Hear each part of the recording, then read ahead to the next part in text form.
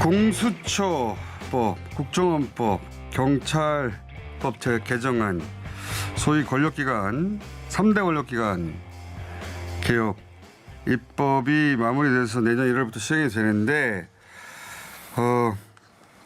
여러 가지로 너무 시끄럽고 혼란스러워서 그래서 구체적으로 어떻게 변한다는 건지 해설들을 안 해주고 있어서 저희가 시리즈로 시간을 마련했습니다. 우선 첫 시간 경찰법 개정안, 이걸 통해서 뭐가 바뀐다는 건지 대전지방경찰청장 출신이셔서 모셨습니다.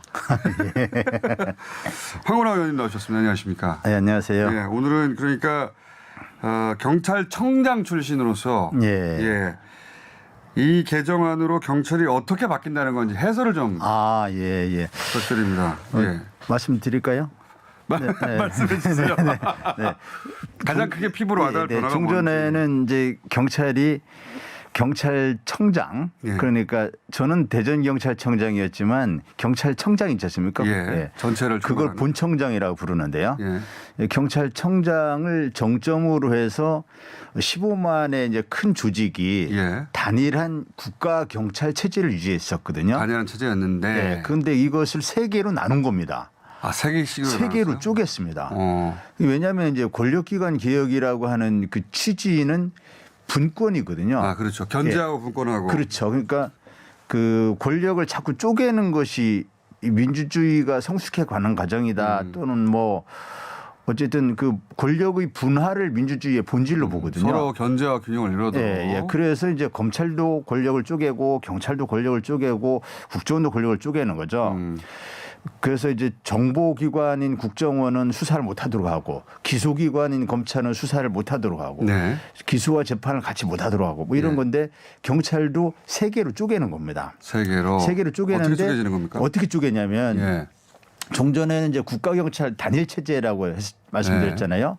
요거를 크게 보면 국가경찰과 자치경찰로 나누는 겁니다. 국가경찰과 자치경찰. 그렇죠. 그래서 국가경찰은 경찰청장이 여전히 지휘감독을 하죠. 기존처럼. 자치경찰은 시도지사한테 넘기는 겁니다. 미국하고 비슷한 거네요? 그렇죠. 시도지사인데 시도지사 그럼 직접 경찰을 지휘하면 시도에서 선거로 뽑는 사람들인데 이 사람들이 경찰력을 정치적으로 이용할 수도 있지 않느냐. 그렇죠. 그거에 대한 우려 때문에 완충장치로서 시도경찰위원회라는 걸 둡니다.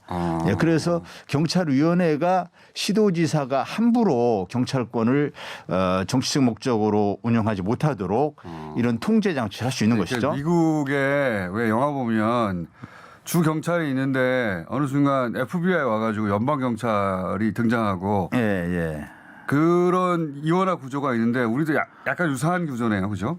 이제 그렇게 볼 수도 있는데요. 왜냐하면 이제 자치 경찰이 있는데 자치 경찰이 담당하는 사무가 그 궁금하실 거예요. 뭐가 자치경찰이지? 이런데 자치경찰이 지금 말씀하신 것처럼 어떤 그 일정한 수사 업무를 맡습니다. 즉 예를 들자면 학교폭력, 가정폭력 이것도 굉장히 중요한 범죄들인데 그렇죠. 학교폭력, 가정폭력 이런 사건을 해요. 자치경찰이. 그런데 하다 보니까 이게 학교폭력의 그 가해자가 권력자예요? 권력자의 아들이에요? 또는 뭐 가정폭력의 가해자가 뭐 어떤 실권자예요. 이런 경우 이게 정치적인 사건으로 비화될 수가 있거든요. 뭐 전국적인 조직의 일원이라든가 그럴 수도 있겠죠. 그렇죠. 그럴 경우에 국가수사본부라고 하는 제가 아까 세 개로 나눴는데 국가경찰, 자치경찰로 말씀드렸잖아요. 또 하나가 이제 국가수사본부라는 게 생기는 거거든요. 근데 국가수사본부에서 그 손대지 마, 우리 거야. 이렇게 해서 이제 FBI가 그 주경찰이 하는 일을 그거 내 거야. 지금부터 노타치 이렇게 하는 거와 유사한 지역에 국한된 민생과 밀접한 그런 범죄가 아니라 그것이 뭐 정치적이거나 혹은 전국적이거나 그런 성격을 띠면 그것은 FBI가 개입하듯이 국가수사본부가 한다. 그런데 이제 국가수사본부도 경찰청에 국가수사본부가 어디에 가 있냐? 그때 경찰청에 가 있습니다. 경찰청에 가 있는데. 경찰청에 가 있긴 한데 이 종전에는 경찰청장이 수사경찰 조직을 다 지휘했거든요. 근데 국가수사본부장이 지휘하게 돼 있어요. 이거는 별도의 조직이다. 그래서 사실상 경찰청장으로부터 분리된 조직처럼 운영이 됩니다. 형식적으로는 경찰청장 산하에 들어가 있지만 운영은 이제 분리해서 운영하는 것이죠. 독립적으로. 그래서 크게 보면은 분권화되었다. 궁금한 게요, 의원님. 이제 그 일반인들의 경우에 경찰을 부른다는 건 옆 동네 시끄러운 싸움이 났다거나 뭐 우리 가게에 손님이 밥 먹고 돈을 안 낸다든가 뭐 이런 자잘한 일들이잖아요. 자잘한 일들인데 예를 들어서 권력자가 나타났다. 배후에 이런 거는 일반적으로 우리 머릿속에 없어요. 일상적으로 경찰이 필요할 때는 그렇게 나한테 굉장히 가까운 자잘한 사건들 그때 필요한데 그때는 그럼 어디다 연락해야 되는 겁니까? 지금처럼 그냥 파출소에 연락하면 똑같은 거예요? 맞습니다. 그래서 현장 경찰관과 어떤 치안 시스템의 수혜자라고 볼 수 있는 서비스를 받는 국민들은 달라지는 게 없습니다. 아 그래요? 예. 우리는 그러니까 이렇게 복잡한 구조를 몰라도 돼요? 몰라도 돼요. 전혀 몰라도 돼요. 그냥 이것이 경찰 권력이 예, 크게 보면은 세 개로 쪼개져 가지고 어떤 분권화라고 하는 그런 권력기관 개혁 취지에 맞게 개혁이 된 것인데 국민들 치안 서비스를 받는 국민들한테 달라진 게 없습니다. 국민들은 그냥 파출소에 신고하면 되는 거 맞습니다. 똑같이. 단순한 달라진 게 없고 또 현장 경찰관들 실제로 치안 서비스 업무를 수행하는 현장 경찰관도 달라진 게 없습니다. 예, 현장 경찰관도 지금처럼 경찰서의 과장, 경찰서장, 지방경찰청장의 지휘를 받기 때문에 그게 뭐 이건 시도지사 거고 이건 국가경찰이고 이거는 국가수사본부고 이거 헷갈려 할 필요가 없습니다. 이게 일반 국민이 알아야 될 내용이 아니라 몰라도 됩니다. 근데 이제 그 사건의 내용을 보니 아 그런 사건이라면 이것은 일로 가야 된다 절로 가야 된다고 경찰 내에서 교통정리가 되는 경찰 거죠? 내에서 다 정리가 됩니다. 네. 그래서 우려하실 일이 아니다. 이것이 지금 제가 보니까 뭐 혼선이 우려되느니 뭐 비대화니 뭐 공룡 경찰이니 이런 얘기가 있더라고요. 그것은 요 내용을 잘 제대로 이해하지 못한 탓이라고 봅니다. 그래서 비대화니 공룡 경찰이 하는 우려도 지금 말씀대로 정반대 아닙니까? 정반대죠. 지금 쪼갰거든요.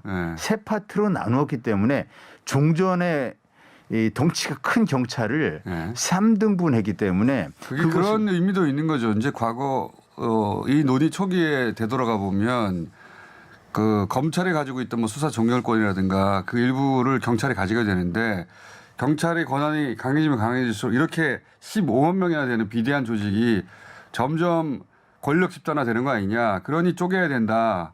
이런 논의 과정에서 그런 게 있었던 거 아니에요? 그래서 쪼갠 거죠. 네. 그래서 이제 사실 권력기관 개혁 중에 핵심은 검찰 개혁이거든요. 그렇죠. 지금 현재 벌어지는 그리고 일들 뭐 지금 상황도 그렇지만 이전에도 세 개의 권력기관 즉 국정원, 검찰, 경찰 중에 국정원은 과거에 한 90년대 초반까지 센 권력기관이었고 그 후에는 거의 정상화됐거든요. 일부 대공수사권에서 좀 오남용한 사례가 있긴 하지만 간첩 사건 좀 있었고 그리고 댓글 공작이 좀 있었죠. 그렇죠. 그 유우성 간첩 사건 그다음에 댓글 공작 사건 요게 있는데 그런 부분이 이제 이번에 국내 정보 폐지하고 대공수사권 폐지하면서 그게 없어지는 거죠. 그런 우려가 사라지게 되고. 대공이 이제 경찰로 넘어오는 거죠 지금. 그렇죠. 그러니까 이제 대공수사권이라는 건 한마디로 간첩 잡는 거하고 국가보안법 위반 사건하고 이렇게 볼 수 있거든요. 간첩 잡는 거나 국가보안법 위반 사건이 종전에는 이게 정권 안보에 악용된 측면이 있어요. 많이 이용됐죠. 그 국정원이.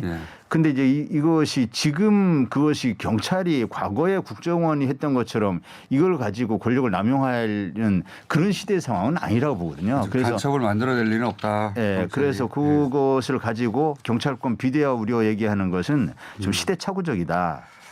알겠습니다. 제일 궁금했던 게 이렇게 이제 세 가지로 분류되고 나면 경찰 서비스를 이용하게 되는 일반 국민의 입장에서 혼선이 생겼어. 내가 어디다 신고해야 되지 모를 수 있는데 그런 거 생각할 필요가 없다. 전혀 달라지는 게 없습니다. 전혀 생각할 필요가 없고 이것은 신고한 사건을 보고 경찰 내에서 분류할 일이다. 아 그렇죠. 네. 경찰은 시민들은 그저 지금처럼 112 신고하면 됩니다. 112 신고하면 다 해결이 됩니다.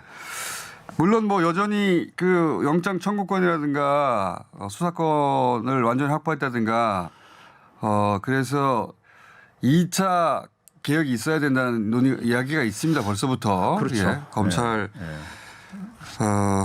검찰권을 최근에 지켜보면 그런 말들 많이 하는데 예, 예. 오신 김에 짧게 최근에 윤 총장 징계권 요거 어떻게 보십니까? 요거는 이제 그 시간이 짧으니까 예, 짧게 추 말씀해 장관과 윤 총장의 갈등 때문에 국민들이 너무 피곤하거든요. 네. 이제 좀 일단락 돼야 됩니다. 윤 총장도 자숙해야 되고요. 네.